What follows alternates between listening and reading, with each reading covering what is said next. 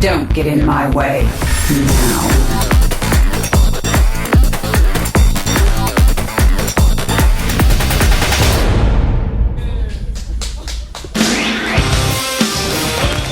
Welcome back to the GSTL, where we are going to have Alive come out. The map he has chosen is Ohana, and that kind of lends itself to some sort of one-base siege tank play, maybe even off two bases, but we have seen a lot of players on this map specifically go for non-standard bio play. And what do you do against Yonghwa? This guy is so strong right now. In some of the games he got a little bit lucky because his opponents were too greedy and he took advantage of it. But just the way he sees those opportunities and was able to take down Yal in the last game with this amazing micro and unit control in the last engagement was actually really impressive. So let's see if the Terran player is able to change things and at least take down Yonghwa here. No. Because right now it looks like Yonghwa is hungry for an all kill. Yeah, he looks like he is, man. No results on Ohana, whereas Alive actually has a 66.7% win rate on this map. There's a lot more experience in televised matches here. Protoss against Terran on this map, a lot of opportunities for the Terran player to be aggressive with his drop play, to go for the tank timing push that Wolf already mentioned earlier. And most Protoss players playing a little bit safer on this map, trying to get those additional bases up. Well, Seed went for a very, very tough attack, a very dangerous attack with those 5-6 gateways that he used yesterday in order to take down the last player for his opposing team. Sorry, it was not the last player was Tesla, but Scalp. Yes. The fourth player for NSOSA died to a gateway attack. But most Protoss Protoss trying to take it a little bit easier. We'll find out though what he's going to do. What has Yonghwa up his sleeves this time? This is the GSTL LGIM versus Fnatic Great Call. Our next map is of course Ohana. Which means family, by the way.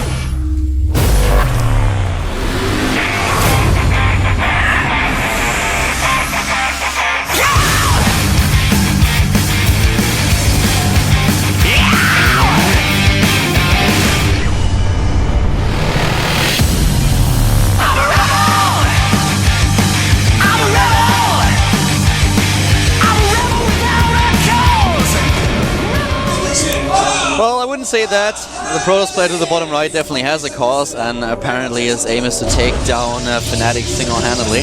We have the Protoss player for LGIM. After 3 kills, he's in his 4th game. LGIM, Yonghwa! Yonghwa, indeed. This guy, he wants to pull the trigger today. Yeah, he certainly has so far. He's up against a Fnatic player in the blue. One of their last hopes, one of 2 final players. He is Fnatic Late Call, Alive! And most likely, if Alive is out of the picture, we will see Oz, who is still sitting on the bench and waiting for the opportunity to take action in his own hands. Yeah. And you know, the problem with Oz too is I feel that his PvP as of late has been very weak. And if he has to play against this Protoss who has such a great amount of momentum, I don't know if he can do it in the final match. Here a little bit of a match history. In the last season, we actually saw Yonghwa take a win against Oz. So right now, will Alive, against Alive, not against Oz. Will Alive be able to to make this happen? I mean, the map is of course his choice, so he has a certain strategy that he wants to play there. But on the other hand, all this momentum that Yonghwa is going for him, he's sitting in this booth, he has all the confidence in the world, he was already able to defeat 3 players. If he loses here, everyone will be fine with it. Everyone will be, well, that's okay. You already eliminated 3 of the Fnatic players, so everything's fine. But Alive, he has so much pressure on his shoulders right now. Yeah, he really does. This is, I mean, obviously there was a lot of pressure on Joe's shoulders in the previous game, but things are just so intense now for Alive. Probe actually wants to go and verify that there will be a command center made, and the Marine wants to deny him. He actually does not see it. This is actually great denial by Alive, because now Yonghwa can't know if gas has been taken in the main. He's got a good idea, but it's not certain. And uncertainty is always the scariest thing in StarCraft. That's why he's taking his second gas right now, just to be safe. And the SCV is actually going to be able to see that. That's quite important. Oh, he didn't check though. He was scared of the Stalker, I suppose, but he did not check for the second gas. Yeah, he didn't see it. Alive now with double barracks, and he really loves his barracks play. He really likes to have a lot of Marines out here. He's also one of the players who always tries to sneak a few Marines past his opponent's forces to attack the natural. But yeah, it's going to be pretty interesting to see what exactly Alive is trying to do here. He has the expansion, but he can still go for a timing attack with siege tanks here. But of course on Ohana, one of the things that is very dangerous for Protoss players are the drops in the main base. You have two routes which you can take as a Terran player, one to the left, one to the right, where you take down your opponent's either third base or the main. And if this drop is actually able to sneak in, it is so dangerous, which is exactly why a lot of Protoss players will place a pylon to the right side or at least position an observer to spot the medivacs early on. Yeah. And with the second gas that he has, he was able to very quickly get this robotics out, but this does mean he's a little bit weak on the ground to possible 3 barracks follow-up, which is exactly what Alive, has chosen. This is what he's known for. And if he actually sneaks around the watchtower, he could really, really hurt Younghwa here. This is exactly why the Stalker is on the left side of the map to spot for things like this. He's even going to find this SCV, which is really crucial. The SCV is still not going to be able to verify if there's natural or not. He doesn't even know if there's a proxy Stargate. It could be anything, so he's going to be very careful. So he sends even another SCV out right now. I love that Alive is being so map aware of this game. He's really trying to scout everything and making sure that there's no forward pylon, nothing proxied.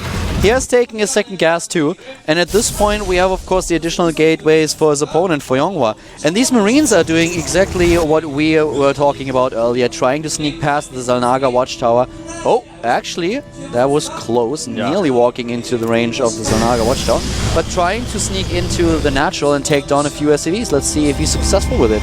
Oh, they've been spotted just barely on the rim of the watchtower. He has to walk through it. And the sentries now position themselves well, and he can block them out with force fields. Yeah. That he does. This is so important because, when you go for this fast robotics, you get so much tech, but at the same time, you're vulnerable to this, and to be able to get those perfect force fields is so critical. Look how upgrade heavy Alive tries to play here. Double engineering bay already.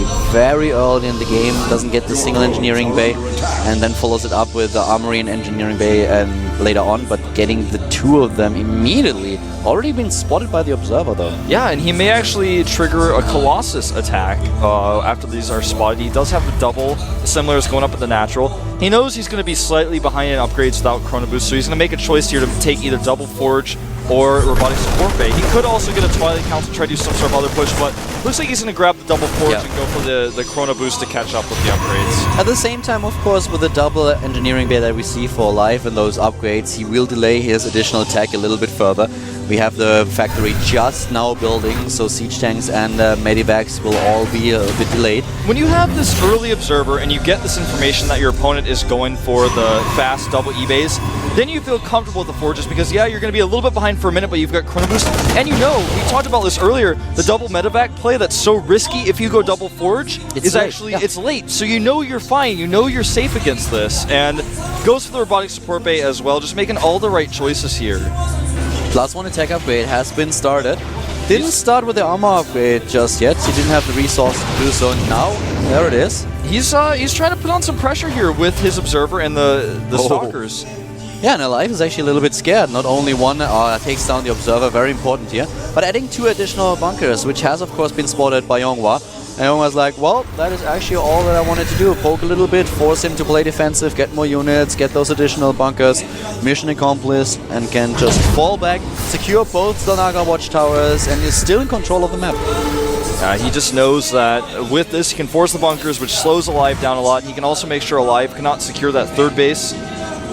He's just going to go home, even pulling the Stalker away from the watchtower. No units lost. The observer flies back in the main, verifies the timing of those medevacs, and everything is kind of lining up for both players. Obviously, Alive had to make those extra bunkers. He's salvaging them now, so loses about 50 minerals in total there, and had to spend them a little bit earlier, but neither player has a distinct advantage at this point. Another thing to point out here is that Alive at this point did not start his +2/+2. I'm actually not even sure if he has his armory. I don't think he built it just yet. No, he doesn't even start it yet. So he's on 1-1, is really delaying this a little bit, and if he wants to be aggressive on +1/+1, he can certainly do it. Is he even heavily supply blocked here? Yeah. So, yeah, the depots are nearly done. Here come the Medivacs, but this is a little bit of an odd timing for such a bio-heavy attack.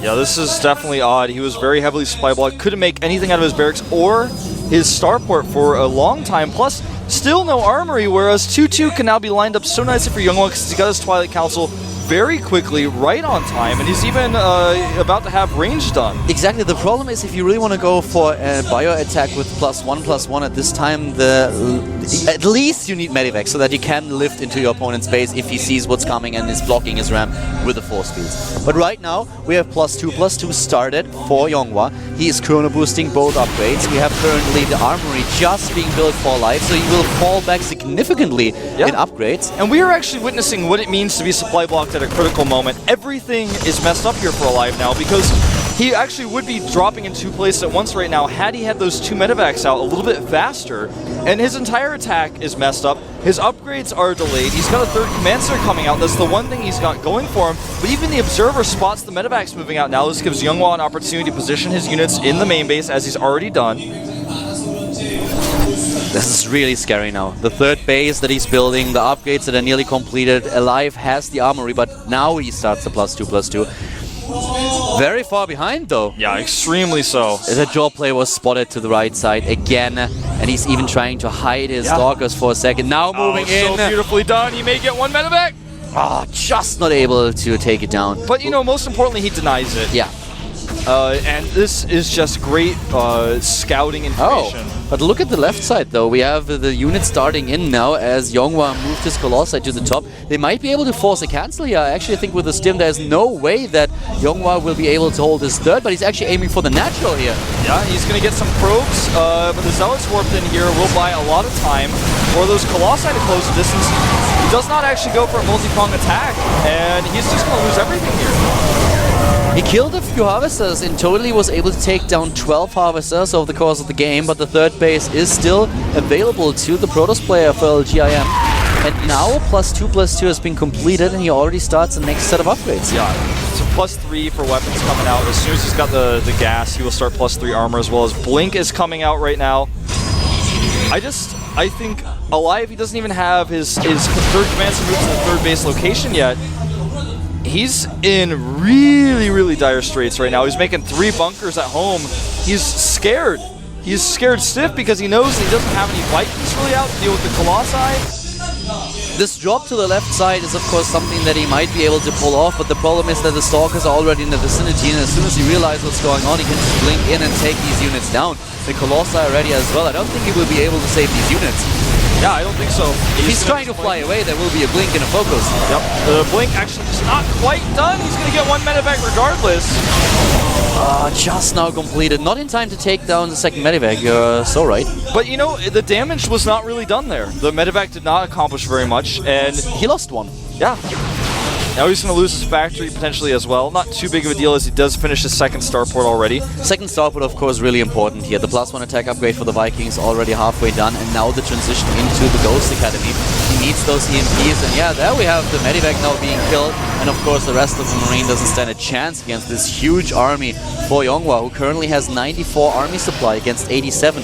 But just the upgrades so much better for Youngwa. +3/+3 is nearly completed, halfway done, and no upgrades for life. Yeah, and he's building this insane composition of, he's got 5 Colossi out against 4 Vikings, and he's just got so many upgrades. He's getting Templar Archives really late because he knows Alive has got his starport late. He knows he's trying to desperately get these medevacs out. He knows the medevac count is low, so if he makes a lot of Vikings, then he's just going to basically have no way to heal his army. So this is a great way to just continue the Colossus tag with heavily upgraded gateway support units. And as far as tech and composition goes, yeah, Alive is only 3 supply down right now, but as far as composition goes, if these 2 armies fight each other, Alive is going to get wrecked. Yeah, the big problem is that upgrades are so important in this matchup, and now a 3-3 nearly completed. The attack upgrade is already done, whereas Alive hasn't even started the last set of upgrades. So Youngwa will always have the stronger army composition. He's getting Archons right now. We have him, of course, with the Templars as well. His composition for him is just beautiful. He even takes his 4th base right now, and Alive will struggle to secure himself another base. He's even getting +1 shields now. Wow, Alive in such a bad position right now. He's getting 5 ghosts, but they're not here yet. He needs a significant win in the next engagement, but the unit control that we've seen out of Yonghwa in the last few games was exceptionally good. So if he actually continues this trend, then Alive will have a very tough time of making this happen. But he really needs to win. This is the one chance that he has, taking a good engagement and maybe taking down the army of Yonghwa. But how can he do it? Storm is not done just yet. A nice EMP here on the Zealots. Yeah, catching quite a few Zealots. It takes out the Observer as well. Quite a positional play here. He picks off, tries to pick off a Viking, loses a Stalker instead. But there's so many Marines in this composition actually that he can actually fight with his Colossi. And now he's moving in the Ghost. The Ghost completely exposed, and all of them dead before they can launch their EMPs. And now Alive is going to be pushed back. He drops down to 150 supply, losing Vikings here. And suddenly his Viking count is down to 2, and there are still 6 Colossi alive. Amazing control here by Yonghwa as well. He's even flanking with Zealots. He's forcing another stim. He forced another stim, and the Colossi just are going to take this army out. Even the Stalkers alone with their better upgrades can fight here. Look at the health of those Bioforces. They are stimming over and over again just to run away, not even to fight, and now they are so low on HP. He needs to stim again. He's all down to the red. He's losing everything here. And now Yonghwa will actually just counterattack him and probably kill him. There's not much that Alive can do now. Resources lost 12,000 to 6,000. He's not even going to be able to kill these Archons probably. And the thing is, as soon as Yonghwa now attacks, he will have the +1 shield upgrade too, so he's on 3-3 against 2-2 and +1 shields. There's no way for Alive to defend his third base. He doesn't have a ramp advantage here. He's got 1 bunker. Sorry, Alive, that's not enough. Dark Strine's going to finish here as well for potential drop deterrents. There is nothing. There's just nothing that he can do. It's way too much. He's making a planetary. Look at the army supply, 125 against 80. He lifts his orbital. He can force field these SCVs out if he wants to. Decides not to though. Doesn't matter. He can walk up the ramp. That's a choke point, but he doesn't care. Flings in with the Stalkers, takes down a few Vikings. He's so patient here. Decides not to go up the choke point. Forces the Vikings out where he can fight them. And pulls back yet again, saving his Colossi. This one SCV with gas is chasing. I would not be surprised to see a unit walk to the left side of the map just to make sure that there is no 4th base. There is actually a 4th for Alive, but I think this is going to change very soon. Alive scanning right now, trying to find the exact position of Yonghwa's army. That 4th base is kind of like the only leg to stand on for Alive right now, who has 1 medevac that's out of energy. All of his units are in the yellow right now. He's forced to make Vikings to deal with the Colossi. He can't make any more medevacs. He can't even afford medevacs or Vikings right now. Still the 4th, or well, right now it's the 3rd, to the left side has not been spotted. A little bit of an oversight here by Yonghwa, who is not aware that there's another base, but has just such a commanding lead in this game, such a great position. He's going to have to make an Archon here, but he's going to catch all these units alive. Alive cannot afford losing these units like this. It's too much. The losses dealt to the Terran player, incredible. The Archon dies, but now the units are walking to the left side. And by SCVs, the command center is going to die as well. Oh God, Alive, what are you going to do now? He's got no hope. He's not even mining at his newly landed 3rd base to the right side. His SCV count down to 22 against 73, and this will likely be the last engagement. Once the Vikings are exposed, he will kill them and turn his Colossi around. He actually is playing so safely here. +3 is done for Alive, but it is too late. No medivacs to help him out here. GG! Yonghwa, 4 wins here. All he's got to do now is take out the Wizard of Fnatic, and he will take the all-kill, man. Alive, low on economy, low on upgrades, had so many Marines in this composition. He had so many more Marines than Marauders, and when you have that type of composition, the Colossi do so much. Even with the double Starport Viking production, he was not able to stop him. His upgrades were just so poor. Great macro game here by Yonghwa. Really, really well played. Has an advantage, and once again seizes the opportunity. And he never messed up his engagements. Yeah, Fnatic was so patient. Fnatic is in trouble. What's really important here, on the other hand, though, is that if they lose today, and it certainly looks like they will, if not for a miracle, if not for a reverse all-kill, if they lose today, they are still not out of the GSTL. We are at the preliminaries. We have a group with 3 teams, and 2 of them will advance. So if Fnatic is losing to LGIM today, they will face NS Horse on next week, and if they win, they will advance. Yes. LGIM, man, they are not messing around this No. season, and or should I say today, Younghwa is not messing around because he's been the one-man team so far. Obviously, he's got a lot of Pro-Ops players to practice with. It's not just the effort of one man that's coming through here, but here I'm making the right starting player choice, and Fnatic just looking hopeless to defeat him. And right now I can really picture Atosis sitting back at home, shirtless, just his box shorts on, nothing else, He's like in front of his TV and be like, I told you so. Yeah, that's what he's doing, man. He's like eating some Funyuns or something. I don't know. Something vegetarian while he says it. Well, let's see. I think it's going to be the Wizard, man. It has to be. There's no one else left. And it yes, is. it is Oz. Well, Rain could also have been the last player, of course. Yeah. But I think right now there's no question. It has to be the Wizard. The only race that Younghwa has not gone up against yet, actually, is Protoss. So Yeah, it's all right. But guys, this is not about Younghwa. This is about Younghwa and Seed and MVP and Lucira and Nestea and Happy and Yoda. Anyone that here I want to send out to kill Oz after this, he can and he will. Oz has to defeat an entire team of champions to be able to get Fnatic back into this. This is almost an impossible task. But we've seen it happen. We've seen it happen when Seed was actually able to take down IM. Yes, it has happened, and it may happen again. The map of choice here is actually going to be Abyssal City. I wonder if he has a special build plan here, or if he just wants to use this map as it is kind of a lesser-known map. The problem with Oz is that, you mentioned it earlier, lately he seems to be a little bit shaky in his PvP if you compare it to the Oz that we've seen a few months ago. And this is completely right. He lost to Killer at MLG, he was taken down by Grubby at the IM in Cologne. Barely edged out a win against Adelscott and was also defeated by Alicia at the MLG Summer Arena. So a lot of recent losses in the Protoss Mirror matchup, and if you look at him, he doesn't look too confident here. Yeah, he doesn't, man. I'm thinking... I actually don't even think he's going to take this map. I don't think Younghwa can be stopped. He is on a roll right now. When you are in the zone, you are really in the zone, and Younghwa, coming off of 4 kills here, knowing he's facing a player who's slumping right now, and especially in this matchup has been doing poorly, Younghwa's got his finger to his lips and said, shh, don't say anything else because I think I'm just going to ult kill him right now. You know what Oz is now trying to do? It's called damage control. Yeah. Make sure that his team does not get all killed. That is the most important thing. You never want to get all killed. That's the one thing you want to prevent.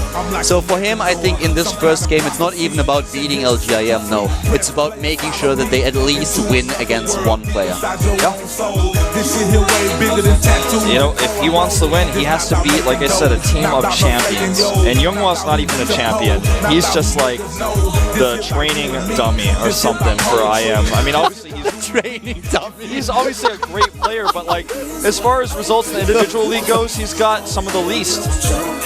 I can't believe you just said that. He's the training dummy. They can't even beat the training dummy, man. Fnatic is in trouble, and if they get all killed by this player who's not even a champion, he's just the starting Protoss, it doesn't bode well. Atosis is so gonna hit you the next time you guys meet. I practiced Heart of the Storm with him today earlier. The expansion's so much fun, actually. I'm actually... Yeah, of course. But can you please tell our audience why it's so much fun? Well, I'm playing Terran right now. Okay, thank you. Thank you. I heard the Warhound is pretty good. So far, I've actually seen it in action. I've had to face it. It's a lot of fun, man. Yeah. Believe me, that's only the case if you're a Terran player, not if you're facing one. Hey, sometimes I face Terran players too, man, as Terran. And then I don't like the Warhound so much. Terran vs. Terran is actually like PvP and TvT right now with how the build orders work. It's like... There are 2 ways of dealing with Warhounds. Either you build Warhounds yourself, and if you can't, you can type GG and leave the game immediately. That's the 2 ways how to deal with Warhounds. Hey, the Haywire missile cooldown has been increased. Alright, don't stress. Oh yeah, that's gonna solve the issue. I don't think that's the last change that we've seen to the Warhound, to be honest with you. I don't know, man. Oh, I do.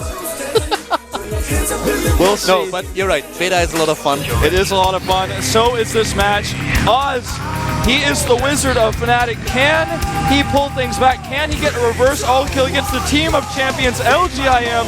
The map is Abyssal City. Let's jump into the GSTL.